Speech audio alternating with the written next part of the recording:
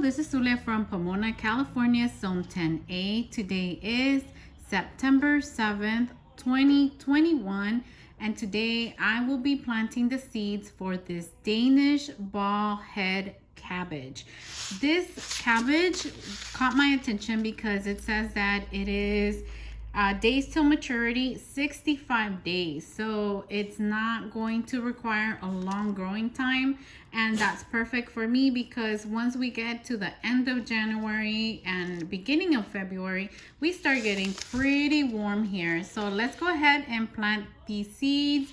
Now I am going to be planting the seeds in these starter trays. The reason for that is because these are bigger than the Jiffy Pea pellets that I have. And these cabbages, or any cabbage that you plant, they grow pretty fast and they grow a pretty big root fairly quick. So I don't want to keep transplanting it. I want to give it the best start possible. So what I'm going to do is I'm going to do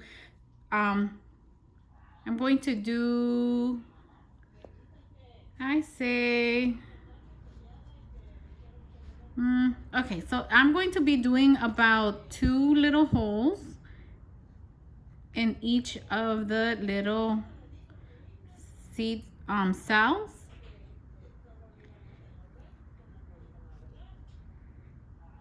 And I'm going to be planting about 2 to 3 seeds per little hole, and then I will be thinning it out to just 2 little plants per cell. And that way when I get to plant them in the ground, I can just divide the little plants. It'll be easier for me to divide them. All right, so let's go ahead and plant the seeds. And let me show you how tiny these seeds are. All right, so this is what the seeds look like. They remind me of radish seeds, but yeah, they're tiny, they're round. And I'll be grabbing just about 2.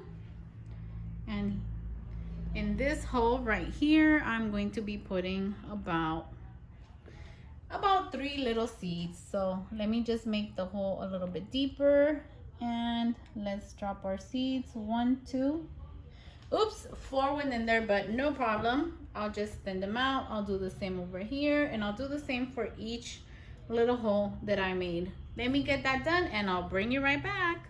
All right, we're getting the last cell seed done here, and if more than 3 seeds go in, don't worry, they are tiny, so it's very hard to divide them. Oops, sorry. And all you gotta do is just thin them out once they start popping out of the ground. So all we have to do is just slightly cover it up. There's no real formula or magic to it. The seeds are fairly small, so they will be covered up fairly quick. Let me get that done and I'll bring you right back.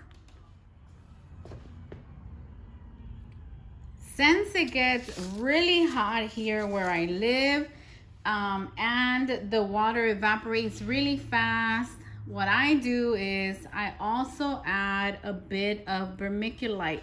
This will help me to retain some moisture because, again, it gets so hot here.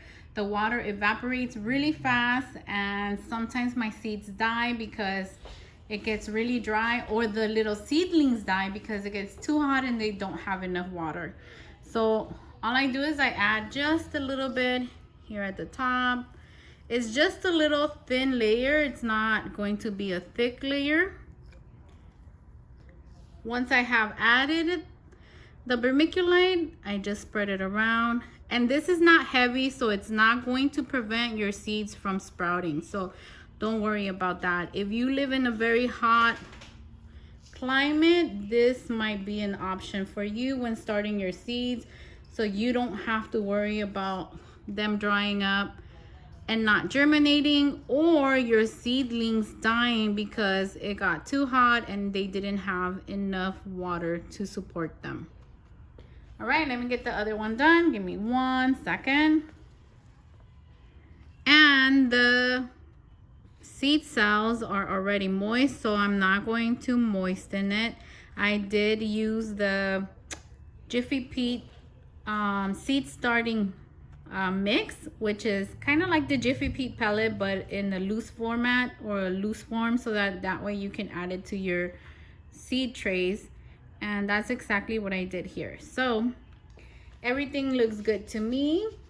And again, this is not heavy. It's not gonna prevent your seeds from sprouting. This has actually worked for me very, very well in the past. The last thing I'm going to do is I am going to add my plant label.